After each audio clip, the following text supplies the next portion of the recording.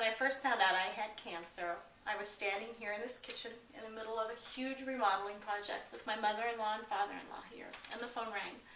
And it was my surgeon calling, and he asked me to come in.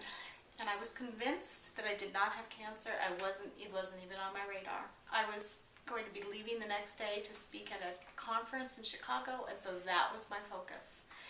And so when I got off the phone, and I made them tell me that, I said, why am I coming in?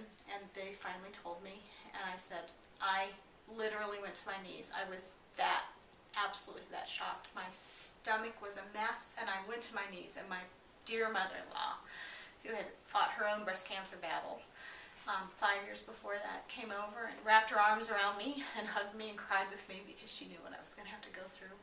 And then once the initial shock wore off, I knew I needed to call my husband and have him meet me in Des Moines. And so it was a huge shock, to say the least, because I was sure it wasn't cancer. And then what being a cancer survivor means to me is that I realize now that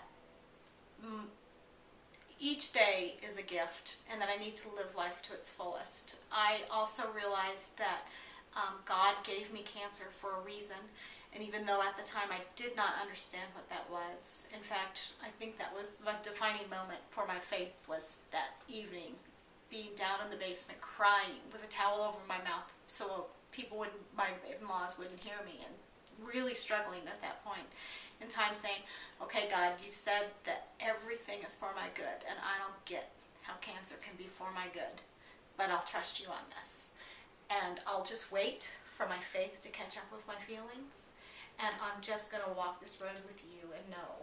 And it has, I call it my terrible blessing. That's what it is. Cancer was terrible to go through, but it taught me so much. It taught me to live life to its fullest, to live for up to what God wants me to do with my life, to treat each day as a gift. And I can remember afterward, my sister-in-law was diagnosed, I said to her, Chris, you just have to know it's a terrible blessing, and that cancer is a gift, and that you're going to treat each day like a gift, and that's why they call it the present. So that's what being a cancer survivor means to me.